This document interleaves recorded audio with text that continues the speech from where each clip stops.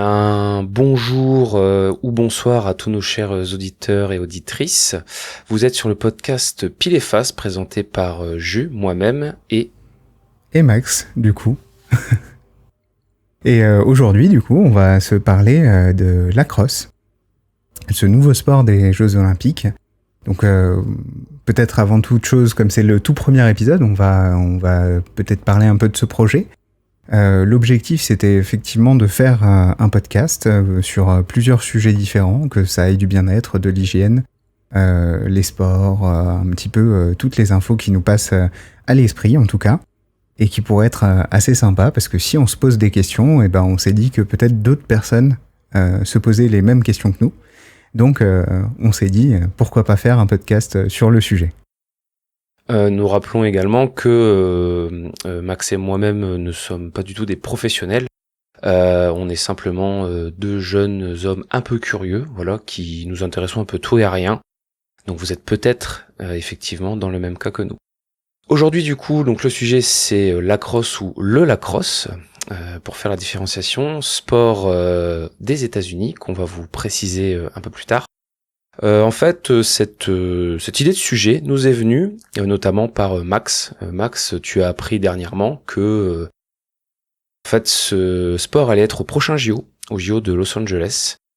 Et il faut bien différencier le lacrosse de lacrosse tout court, puisque le saviez-vous, il existe un sport médiéval français, un peu vieux, qui s'appelle lacrosse tout court, qui est l'ancêtre du hockey sur gazon. C'est pour ça que de temps en temps, on parlera plus de le lacrosse ou au lacrosse, nous dirons. Ok. Et voilà, ça fait partie des petites surprises qu'on s'est réservées de toute façon, et c'est super cool de toujours en avoir.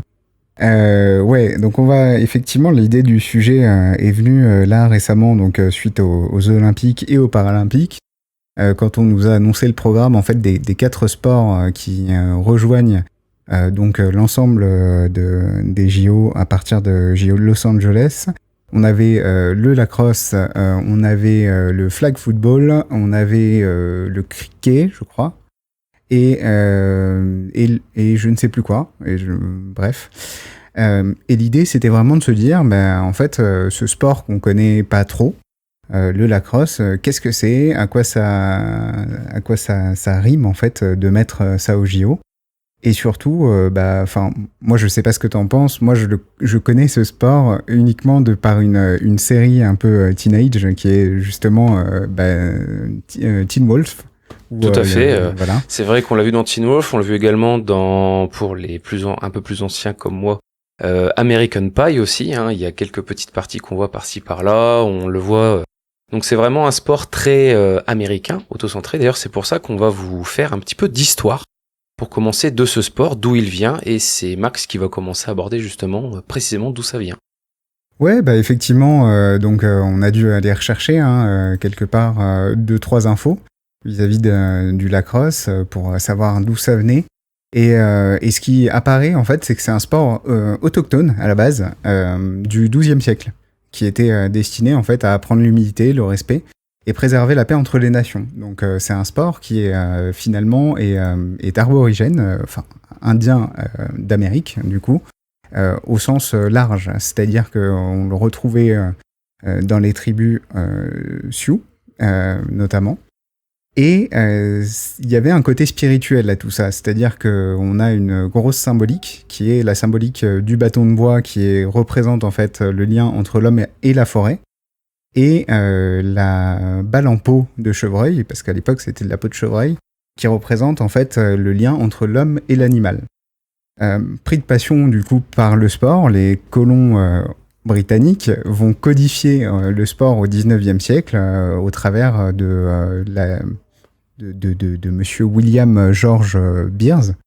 Voilà, et petite anecdote sur la codification, il semblerait que... Ouais, le saviez-vous, effectivement. Il semblerait que la codification donc, par les Britanniques, c'est surtout parce qu'ils n'arrivaient pas à battre les autochtones. Voilà. Tiens, changer des règles pour gagner, ça n'a pas du tout changé, en fait. Ça me paraissait un peu rigolo de l'annoncer. Et c'est vrai que ça peut paraître assez étonnant, mais ouais, c'est des choses qu'on arrive à voir dans d'autres sports. qu'on a pu voir notamment, pour la petite anecdote également, en course de voiture, voilà, où les constructeurs faisaient changer les règles pour pouvoir gagner plus facilement. Et ça, c'était cool. Comme quoi, en 300 ans, nous n'avons pas tellement changé, finalement, nous les humains. Tricher pour gagner, enfin, ou changer les règles, pour d'autres, c'est peut-être finalement la même chose. Pour un peu plus parler du sport de notre côté, au niveau de la France, évidemment. En France, il y a 11 équipes de lacrosse. Les licenciés montent depuis plusieurs années. Il y a actuellement entre 100 et 150 sportifs espoirs. Donc sportifs espoirs, ce sont des sportifs qui sont pressentis pour être professionnels. Et il y a à peu près environ 300 licenciés en France depuis l'annonce, donc nos chiffres sont plutôt récents. La France est également membre de la World Lacrosse, donc c'est la fédération internationale qui compte quasiment 100 nations pour l'utiliser. Et notre cher pays est 18e mondial sur 100 nations. Ce qui fait que, disons que pour le peu de membres qu'il y a, c'est une très bonne place. Mais bon, on vous laisse deviner qui sont les premiers au classement mondial, sans grande surprise. Évidemment, ils sont pas européens. Enfin, pour aborder un petit peu plus comment cela va se passer au JO. Donc au JO, il y a une variante du field lacrosse. En gros, c'est 6 joueurs par équipe, 5 coureurs gardiens de but. Juste, le but n'est pas au fond du terrain, contrairement à nos sports plus européens, il est un peu plus décentré, c'est-à-dire que vous avez une surface à l'arrière où l'on peut faire le tour. C'est un jeu mine de rien qui est sur un terrain un peu plus petit, qui est connu pour être assez rapide, assez agile, les buts se font très très rapidement, puisque la balle étant petite est parfois difficile à récupérer. Donc là, moi, attends, parce que de ce que tu me dis, donc c'est un peu comme le hockey, finalement, t'as de l'espace derrière les cages. Tout à fait, alors le sport est assez similaire avec le hockey sur gazon. La différence étant que hockey sur gazon, les contacts sont plutôt interdits, ou contacts très légers. Dans celui-là, chaque équipe, chaque joueur est assez équipé, un peu comme au football américain. Ils ont un casque et ils ont plusieurs protections aux coudes et aux épaules, puisqu'ils ont droit au contact. Alors, ils n'ont pas le droit comme au rugby, de se prendre et de se claquer, ni au football américain, mais mine de rien, ils peuvent parfois un peu se castagner, un peu plus comme le hockey sur glace. Ouais, c'est ce qui ressort un peu en termes de comment dire, culture pop, on va dire, le côté un peu physique de la crosse. C'est ça. Donc, c'est ça. Pour le coup, ça reste très américain au niveau du sport, malgré l'origine symbolique et même parfois rituelle qu'il y avait de ce sport. Ouais, effectivement. Donc on se figure assez mal ce que ça peut donner en fait dans un premier temps. C'est vrai qu'on a toute cette idée, ce truc un peu idéalisé, mais bon. Dans la culture pop, on n'a effectivement pas nécessairement les règles, on n'a pas non plus nécessairement le rendu. Dans le format donc des JO, finalement, il y aura aussi un peu moins de contact. C'est aussi ce qui est important à retenir, puisqu'on va se baser beaucoup sur le cardio, la stratégie. On avait donc fait un plutôt bon résultat dans l'équipe homme sur le championnat du monde, notamment sur ce format de Sixes. Malheureusement, bon, on n'est pas non plus incroyable, et ça pose question sur la place de ce sport au JO. Enfin, moi, en tout cas, ça m'a posé question parce que je me suis dit, tu vois, typiquement, la grande question qui m'est venue, c'est on a 4 sports qui arrivent, on a 4 sports qui sont très anglo-saxons. Et en fait, alors, je suis un peu chauvin là-dessus, mais du coup, qu'est-ce qu'on fait, nous C'est vrai que toi, sur ça, t'avais plus vu il rajoute un peu un sport qui n'est que en Amérique, quoi. C'est comme si on rajoutait un peu le football américain directement. C'est pour ça qu'on va aborder, Max et moi, là, en gros, on va pas dire les bonnes et les mauvaises raisons, mais en gros, c'est-à-dire qu'il y a quand même des arguments positifs pour son intégration au sein des JO. Mais aussi, on va voir les aspects un peu plutôt négatifs par rapport à sa légitimité. Et on va commencer par les points positifs. Donc, Max, vu que c'est toi qui étudie le sujet, je te laisse te débrouiller. D'une manière générale, sur cet espace-là, c'est pas une grande découverte. C'est-à-dire que la crosse, c'est pas pour rien que c'est au JO. C'est-à-dire que ça a déjà été au JO avant. Notamment à Saint-Louis, il était sport officiel à Saint-Louis en 1904, au Royaume-Uni en 1908, et il a été en sport de démonstration à Amsterdam en 1928. et en 1932 et 46. Donc à Los Angeles et à Londres. Donc finalement, ce sport-là, il sort pas non plus de nulle part. On a jusqu'à présent 3 nations qui étaient présentes au JO pour la crosse. Donc voilà, à voir pour 2028, en tout cas, ce qui va se passer, combien de nations seront sélectionnées, parce que malgré tout, il va falloir passer aussi les barrages. Les États-Unis seront obligés de présenter une équipe de la crosse, mais bon, ça va pas trop les déranger, je pense. Globalement, disons que ils auront l'embarras du choix, comme on dit, contrairement aux autres nations peut-être. Après, voilà, d'un point de vue sportif, concrètement, c'est un jeu. Alors, on vous invite, chers auditeurs, auditrices, à regarder vraiment sur Internet. Hein. Cherchez des matchs, hein, c'est gratuit. C'est vraiment très très intensif. Hein. Ça se joue très très vite. C'est très prenant, dirons-nous. Et l'avantage que vous avez, c'est que même des fois, vous demandez où est la balle, parce que des fois, la balle est tellement petite qu'on peut très vite la rater. Enfin, moi, j'ai envie de te dire, quand j'ai fait la recherche, déjà, au début, j'étais pas convaincu, parce que, tu vois, j'avais pas ce point de vue historique à l'origine. Et c'est vrai que quand j'ai découvert, entre guillemets, que ça avait déjà été un sport déjà présent, je me suis dit, on part pas si mal, on a 11 équipes de lacrosse, on est capable de sortir quand même une équipe. On a une équipe qui a réussi à gagner un championnat. En tout cas, on a une équipe qui, si elle prend le temps nécessaire pour s'entraîner, pour visualiser ce que font les autres équipes, etc., peut peut-être être concurrentielle. On l'espère, en tout cas, on croise les doigts. Et l'idée, c'est vraiment de se dire qu'on part pas de rien. Mais moi, je pense à d'autres nations où, en fait, les fins de classement, ça va être compliqué. Ça peut être compliqué, mais à voir. Ça, là-dessus. Tout à fait. Ensuite, en termes de l'avantage qu'il y a, comme on a dit tout à l'heure, c'est qu'il y avait une fédération internationale, donc le sport n'est pas très représenté par les Amériques. Il est quand même présent aussi en Asie et en Europe.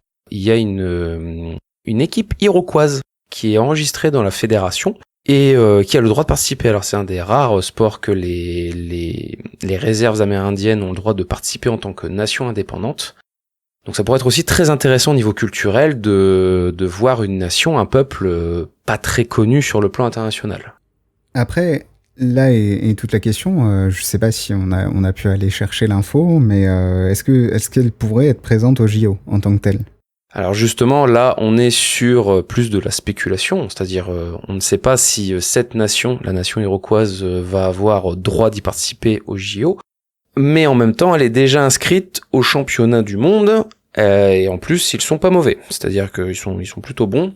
En même temps, ils ont une forte histoire, une forte culture avec ce sport, comme nous avons précisé avant. Alors peut-être qu'ils seront présents ou pas. Après, je sais pas si tu as encore des bons points, arguments à rajouter, toi, Max? Positif. Si, encore une fois, et tu donnais un petit peu le sujet tout à l'heure, ça a toute sa place au JO parce que c'est aussi un sport de haute intensité. On va pas se mentir, les 3/4 des sports au JO sont des choses qui sont des vrais défis physiques. On est encore sur les valeurs de l'olympisme, on est sur la haute intensité, on est sur un format qui est facilement représentable aussi, diffusable à la télé, hein, le 4 x 8 minutes à équipe réduite. Donc oui, ça a plein d'avantages là-dessus. Après, ça peut aussi aider à démocratiser le sport, ce sport-là, qui n'est connu que d'assez peu de gens, j'ai l'impression, ou en tout cas en France. Et ouais, pourquoi pas. Moi, je dis pourquoi pas. C'est à voir comment ça va se développer par la suite. Effectivement, aussi à voir comment cela va être organisé pour ces futurs JO, puisque là, nous parlons à l'heure actuelle, juste après les JO de Paris. Donc l'organisation des JO de Los Angeles 2028 ne fait que commencer, finalement. Maintenant qu'on a vu les points plutôt positifs, c'est-à-dire ce que va apporter le sport et les raisons pour lesquelles un peu plus légitimes qui pourraient être abordées, nous allons également voir maintenant les aspects plutôt négatifs, c'est-à-dire les questions un peu plus mais pourquoi est-ce que ce sport et pas un autre? Parce que on pourrait se poser la question de pourquoi la crosse et pas le football américain, justement. Sans grand étonnement, il y a de grandes chances que ce soit les États-Unis qui gagnent cette épreuve lors des JO. Après, on peut avoir toujours une surprise puisque le classement mondial des nations sont que les 4 premiers sont les États-Unis, le Canada, la fameuse confédération iroquoise qu'on vous parlait avant pour vous dire qu'il n'était pas mauvais, et aussi l'Australie. Ces pays forcément ont de grandes chances de gagner puisqu'ils ont une culture très forte comme on disait juste avant et comme l'a bien stipulé Max, on va ne pas mettre que des sports européens ou asiatiques. Le but justement des Jeux Olympiques, ça a toujours été de promulguer la culture et le sport, etc. Par contre, on peut aussi s'interroger c'est quand même bizarre que ce soit un sport américain qui soit proposé lors des JO 2028 de Los Angeles, où il y a de très grandes chances que les États-Unis l'emportent. Alors, de cela, est-ce que ça va certifier une médaille d'or aux Américains? Bon, certains le pensent. Je ne sais pas si Max le pense. Je ne sais même pas même si je le pense aussi. En fait, c'est un peu ça. C'est-à-dire que on a en fait sur cet aspect-là 4 sports qui rentrent dans les JO 2028 où en fait on a effectivement la crosse. On a le flag qui est un dérivé du football américain où ils ont déjà donné leur line-up où en fait ils veulent envoyer des professionnels de la NFL. Cela dit, l'aspect football américain, on a quand même aujourd'hui des équipes qui sont compétitives en France, donc voilà. Et on peut se poser la question de, mais qui va pouvoir concurrencer justement les nations anglo-saxonnes? On pourrait se poser la question, mais en réalité, il y a quand même deux, trois nations qui pourraient les concurrencer, notamment sur le cricket, on va pas se mentir. Et puis la crosse, mine de rien, quand on voit les premiers classements, on a l'Australie, on a après le Japon, l'Angleterre, l'Israël, la Jamaïque. On n'est pas uniquement sur des pays anglo-saxons. Donc on peut espérer en tout cas une belle compétition. C'est ça. Alors ça revient à un point positif. C'est vrai que ça peut promettre une belle compétition où malheureusement une épreuve sans surprise. Et peut-être même, et peut-être même sans trop de spectateurs. Ça, nous verrons bien si cela intéresse aussi les spectateurs. Le problème, c'est on voudrait pas avoir de sport à sens unique. Là où ça peut être un peu problématique, bon alors ça s'est vu un petit peu là pendant les JO de Paris, notamment sur la NBA. Enfin sur la NBA, non, pas la NBA, du coup sur le basket. Sur le basket. Où en fait les États-Unis ont envoyé le gros line-up, quasiment les 3/4 des Golden State Warriors et en fait tous les plus grands joueurs qu'ils ont. Pour derrière aller éclater toutes les nations et ça s'est montré, ça s'est prouvé. Mais après, parce qu'il y a des ovnis aussi en basket aux États-Unis. Mais voilà, c'est en fait, on peut se dire si c'est une compétition à sens unique, moi je sais pas, mais moi ça m'intéresserait un peu moins déjà. C'est ça. Après, à voir, puisque vu que tu as parlé du basket, c'est vrai que par exemple au JO, alors je sais pas si vous avez forcément remarqué. Moi en tout cas j'ai découvert lors des recherches mais qu'en fait il y a le basketball, vous savez, traditionnel, celui qu'on voit aussi bien à la NBA que au niveau de l'Europe, mais il y a aussi l'épreuve du basketball en 3x3, c'est-à-dire que là c'est des équipes plus réduites, connues pour être beaucoup plus dynamiques, forcément puisqu'on a moins de joueurs, on a moins de côté statique, mais à s'interroger pourquoi est-ce qu'on propose déjà 2 épreuves de basketball, une avec équipe réduite et une avec vraie équipe classique, on va dire. Disons que c'est un ajout un peu étrange, qui peut même avoir un ajout un peu injustifiable par rapport aux JO, cette fois-ci. Je sais pas si vous le savez, mais les Jeux Olympiques ont plus de 100 ans. Ça a été refait en 1896, pour vous dire que ça date. Donc forcément, depuis 1896, plein d'épreuves ont été rajoutées. Il y a des épreuves qui ont été rajoutées qui sont tout à fait valables et même fortement encouragées, puisque de toute façon on reste sur l'esprit du sport. Puisque les Jeux d'hiver ne sont apparus que 20 ans plus tard, les Jeux paralympiques quasiment 50 ans plus tard. L'admission féminine, chères auditrices, sachez qu'il n'a fallu que 4 ans pour que des femmes soient rajoutées aux Jeux olympiques de 1900 à Paris, Cocorico. Bon, il n'y avait que 5 femmes, mais c'était déjà pas mal, on va dire. C'est un début, voilà. Oui. Alors, petite anecdote également vis-à-vis de ça, c'est notre cher Pierre de Coubertin, je crois, qui avait sorti une phrase un peu particulière au niveau de la jante féminine et qui n'était pas d'accord au début. Non, il semblerait. Lui n'était pas trop d'accord, effectivement.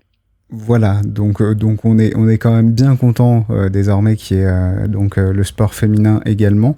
Elles font des prestations et des performances incroyables. On l'a vu avec notamment Mademoiselle Bales en gymnastique, mais pas que. On a des records qui se pulvérisent à chaque fois. Donc voilà, c'est incroyable pour le coup.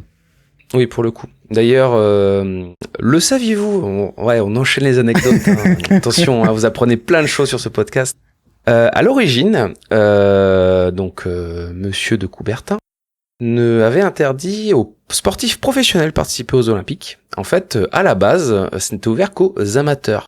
Dans un esprit, en fait, de réunir, toute la classe populaire, de réunir, en fait, tous ceux qui venaient de différentes classes et de les mettre ensemble, puisque à l'époque, 1896, hein, souvent ceux qui pouvaient se permettre de faire du sport à haut niveau, c'était souvent les gens qui étaient très riches.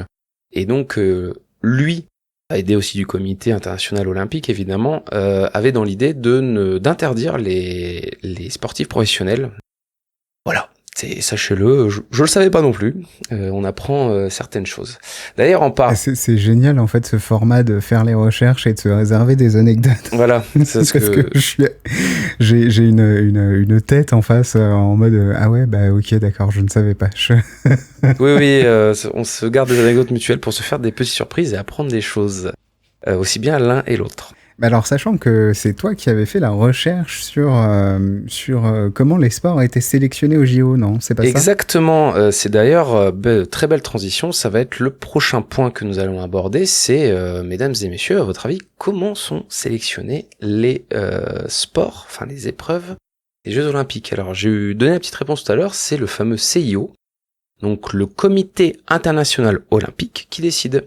Organisation créée par Monsieur de Coubertin, comme on a dit avant, le fondateur originel des Jeux Olympiques.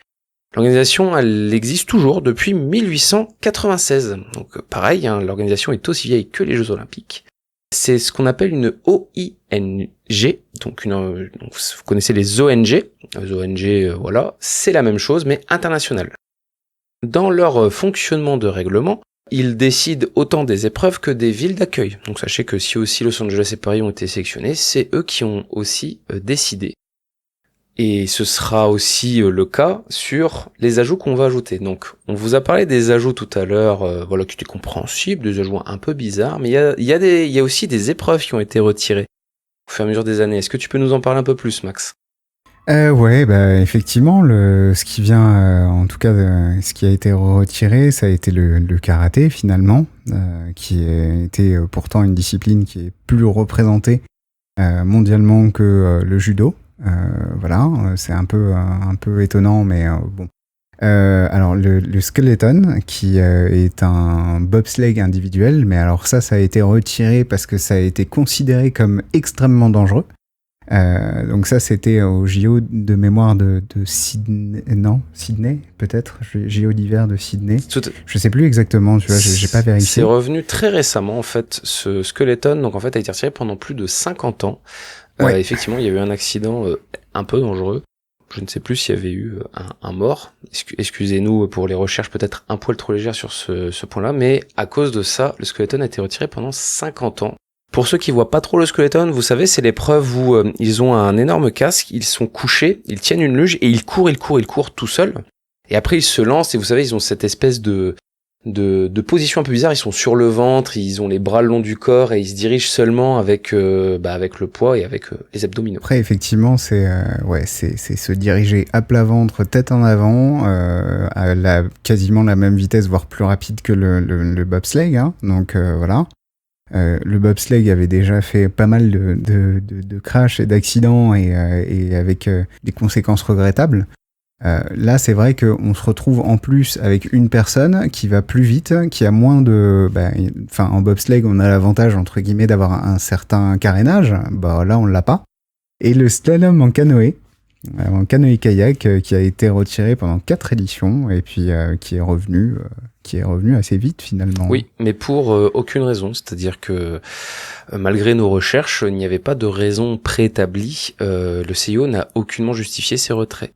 Et c'est là un petit peu tout le problème aussi qu'il y a, c'est que vu que c'est une OING, si vous vous souvenez, ils n'ont pas forcément de raison à donner, ils n'ont pas forcément de transparence à avoir, et aussi bien au niveau de leurs décisions, c'est-à-dire on retire cette épreuve, on ajoute celle-là, on modifie celle-ci, et aussi malheureusement lorsqu'il y a de l'argent. Le saviez-vous que les fonds sont gérés de façon très opaque? Ça veut dire qu'ils n'ont aucune déclaration à faire sur ce qu'ils ont dépensé, mais aussi comment ils le gagnent.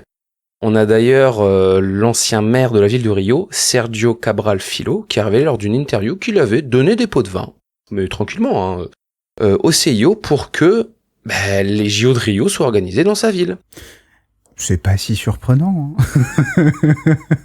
Peut-être qu'on pourrait suggérer que certaines grosses fédérations avec un peu d'argent disent bon, ce serait sympa d'avoir cette épreuve-là au prochain JO, comme ça nous fait une bonne pub, et puis vous avez des sous. Aussi, les votes des membres du CIO sont tenus secrets. Cela veut dire que les bulletins sont secrets. C'est-à-dire qu'on peut dénommer le nombre de votes, voilà, puis je sais pas, par exemple, telle ville a tant de votes, ok, celle-ci est sélectionnée. Mais on ne sait pas qui a voté pour qui. Même si les membres, en théorie, ne sont pas représentatifs de leur pays. Après, est-ce que les influences ne sont pas qu'au niveau des pays, mais peut-être au niveau des sponsors ou des fédérations? Ça, c'est un autre débat. Et enfin, en dernière petite chose par rapport au CIO, il y a eu un scandale de corruption en décembre 1998. Pourquoi est-ce que j'en parle? Puisque c'était pour les JO d'hiver. Qui avait choisi la ville de Salt Lake City? Et Salt Lake City, si vous vous souvenez, c'est américain. Il y a déjà eu un scandale de corruption pour une ville américaine il y a même pas 30 ans. Est-ce que ce serait peut-être la même chose pour Los Angeles et le choix de ces sports anglo-saxons? Peut-être, peut-être pas. Alors là, nous partons évidemment sur des spéculations. Et c'est peut-être plus moi qui le pense que mon ami Max. Je ne sais pas ce qu'il en pense, lui. Moi, j'ai envie de présumer de la bonne foi. Alors, c'est très naïf de ma part, hein, peut-être. Mais j'ai envie de présumer de la bonne foi en me disant que le choix n'a pas été fait tant au hasard que ça, mais en même temps pas trop... voilà. D'une manière générale, le flag, la représentation du flag, pour moi, ne me dérange pas du tout. À ce niveau-là, ok. Moi, ce qui m'a posé question, ça a été la crosse. C'est la raison pour laquelle on avait axé ça sur ça. Parce que là, on est sur vraiment quelque chose qui est purement nord-américain. Et qui, enfin, un peu britannique, du coup, par les recherches qu'on a fait, mais en tout cas, purement nord-américain. Et c'est à ce moment-là qu'on a commencé à... Enfin, moi, j'ai commencé à me poser des questions, mais en même temps, je sais pas ce que ça représente en termes de chiffres, tu vois. Autant la NFL, en termes de chiffres de publicité, en termes de chiffres de... Bon, on peut se dire qu'on a pu appuyer une demande de manière financière. La crosse, je suis pas certain. Voilà, peut-être que je sous-estime l'importance de la fédération de la crosse aux États-Unis, hein, mais... Moi, je vais te rejoindre sur l'aspect de promulgation du sport, du fait de faire découvrir un sport qui est très peu connu mondialement, c'est vrai. Avec une culture, peut-être même, comme on l'a vu, avec une nation plus qu'étrangère, presque inconnue, voire tenue secrète. Peut-être aussi ça donnera envie à d'autres jeunes, moins jeunes, de se lancer dans ce sport qui pourrait faire plaisir et qui au final sont aussi les valeurs du sport. Moi, ce qui m'a plus axé en fait, c'est que en partant de ces recherches comme toi, moi tiens, c'est marrant, il y a la crosse qui arrive au prochain JO, pourquoi, comment, voilà. Moi, je me suis beaucoup plus interrogé sur comment c'était sélectionné, pourquoi c'était sélectionné, et je suis plutôt de l'autre côté, on va dire. Hein. Toi, tu es peut-être la pile positive de ce podcast, je suis peut-être moi la face négative, où pour moi c'est plutôt un aspect monétaire qui a parlé, puisque se payer des JO, c'est limite la meilleure pub du monde pour un sport à développer et donc des marchés à conquérir. Toi, tu te poses vraiment la question financière de est-ce que justement il n'y aurait pas une sorte de poussée vers la promotion de ces sports-là pour derrière avoir des parts de marché. Exactement. Puisque moi, de ce que j'ai vu, c'est que un nouveau sport qui est établi, c'est également des équipements à vendre et donc des produits à vendre et pourquoi pas des chiffres d'affaires et de la marge en conséquence. Dans tous les cas, même si ce comité qu'on a présenté avait certes ses défauts, il a quand même ses qualités d'avoir réussi à amener les sports internationaux tous ensemble, aussi d'avoir permis aux femmes très rapidement d'intégrer ces sports jusqu'à une parité soi-disant au niveau de Paris 2024. Personnellement, je n'ai pas pu vérifier les chiffres, ils sont encore trop récents. Spoiler, on n'y est pas encore. On n'y est pas encore, mais c'est on a très quand même bien. des nations qui sont arrivées avec une femme. Voilà. Exactement, et aussi des Jeux paralympiques. Ne pas oublier que les Jeux paralympiques gagnent de plus en plus de succès avec des histoires incroyables et des sports tifs tout aussi incroyables à suivre. Mais peut-être que l'organe qui décide de cette organisation aurait peut-être aussi, lui, une évolution à avoir, comme les jeux qu'il a promulgués au fur et à mesure de ces années. Plus d'un siècle de sport proposé, mais un changement très peu changé, finalement.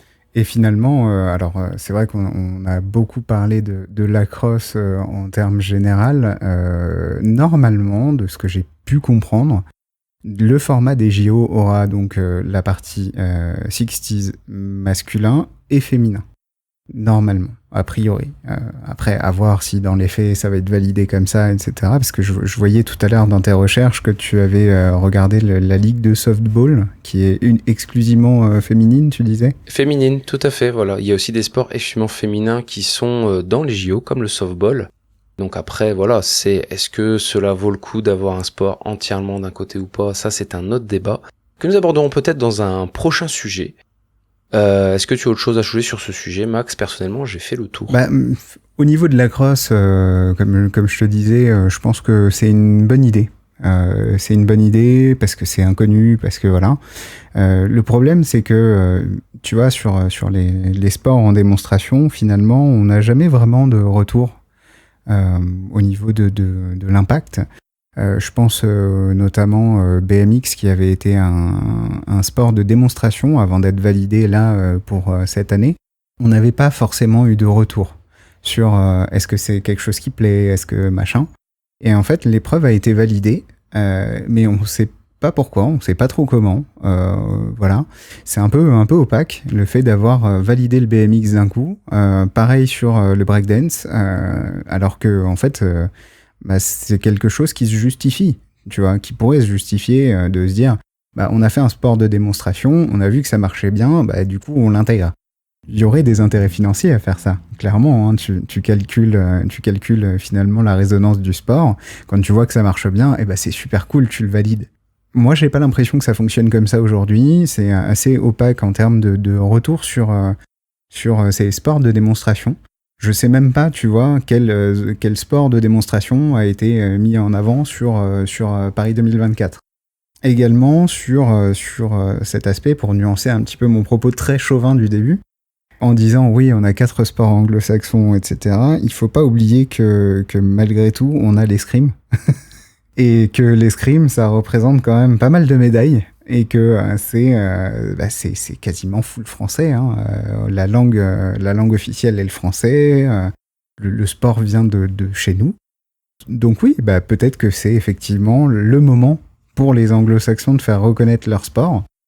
Voilà, et puis c'est hyper intéressant. Et j'ai vu dans tes notes tout à l'heure aussi le rugby à 7, pourquoi le rugby à 7 et tout. Moi je m'en fiche, on a gagné de toute façon. Avec Antoine Dupont, on a gagné le rugby à 7 cette année, donc on peut laisser l'épreuve au JO, ça ne me dérange pas.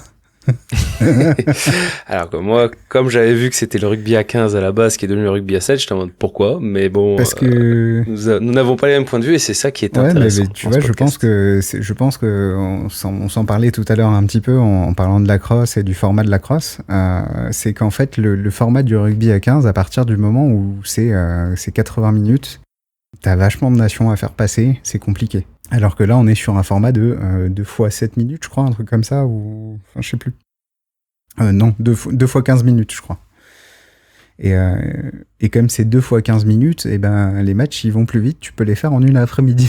C'est pas et faux. Ça, on va pas se mentir, c'est quand même plutôt cool. C'est quand même beaucoup plus format JO, sachant que t'as 2 semaines de compétition et qu'après, il faut rendre l'établier, quoi. C'est ça, donc, effectivement. En tout cas, on espère que ce premier sujet de podcast vous aura plu. Que voilà, n'hésitez pas à faire parfois des retours, parfois voilà, même à nous faire des commentaires sur les réseaux sur lesquels vous entendrez ce podcast. Est-ce qu'on fait une annonce du prochain sujet, Max ? Alors, est-ce qu'on fait une annonce du prochain sujet ou est-ce qu'on garde le sujet à part ? Je pense qu'on va pour l'instant le garder à part pour plein de raisons différentes dont on se reparlera. Et puis l'idée, c'est vraiment de se dire que là, on a un très beau programme qui nous attend. Comme on est sur la phase de lancement, on a bien dégagé, entre guillemets, les sujets, on a bien délimité les sujets, en particulier du fait que on a voulu faire plusieurs saisons en même temps, voilà, sur des thématiques différentes. Et voilà, tenez-vous au courant. De toute façon, vous allez pouvoir, je pense, ça ce sera à déterminer, mais en tout cas, on vous laissera peut-être une adresse de contact pour éventuellement nous soumettre des sujets sur lesquels on pourrait... Exactement. Voilà. Si un sujet vous intéresse et que vous avez envie qu'on en parle, ce sera avec plaisir. C'était Max et Jus pour le podcast Pile et Face, et on vous dit à la prochaine fois. À la prochaine.